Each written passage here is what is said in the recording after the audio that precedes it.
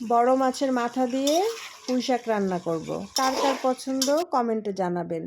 5.5 KG ওজনের একটা বড় রুই মাছের মাথা, তবে পুরোটা নেইনি, হাফের চেয়ে একটু বেশি নিয়েছি।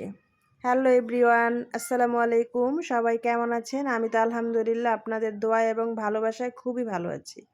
তো আমার জামাই অনেক বাজার করে নিয়ে আসছে, মনে হচ্ছে যেন জামাই বাজার। অনেকগুলো মাছ আনা হয়েছে, রুই মাছ মানে অনেক।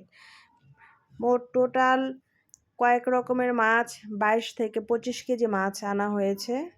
এখন এগুলো সব কিছু গোছগাছ করে রাখতে হবে। সাথে চিকেনও আনা হয়েছে 6টা। তবে চিকেন তো ভালোই লাগে আলহামদুলিল্লাহ, কিন্তু চিকেনের এই জিনিসগুলা খুবই অপ্রিয় একটা খাবার। এইদিকে আবার রুই মাছের ডিম হয়েছে, ভাবছি রুই মাছের ডিমটা রান্না করব না করব না। তবে হাজবেন্ড বলতেছে না, পুঁইশাক রান্না করো মাছের মাথা দিয়ে। এইদিকে কিছু তাজা সবজিও নিয়ে আসছে, বরবটি, কহি, পটল, সাদের লাউ, পুঁইশাক, ডাঁটা। তবে বেশিরভাগ সবজি কিন্তু চিংড়ি মাছ দিয়ে আমার কাছে বেশি ভালো লাগে।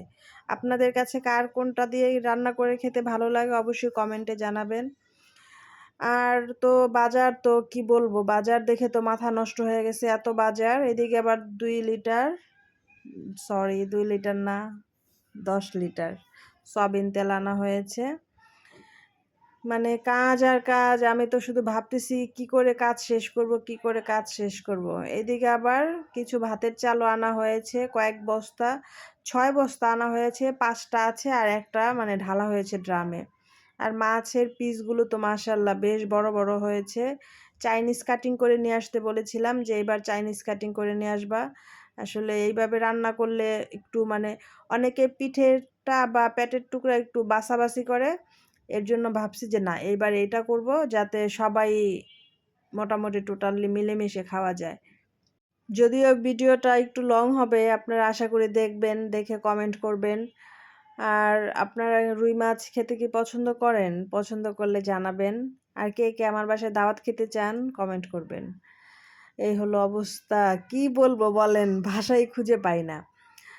এখন সব কিছু আবার গুছিয়ে রাখতে হবে ফ্রিজে। তো ভাবলাম যে না, চিংড়ি মাছগুলো একটু ধুয়ে রাখি, কারণ কাটাকাটি আজকে আর কাটবো না চিংড়ি মাছ, আজকে ধুয়ে এমনিতেই ফ্রিজে আমি রেখে দেবো।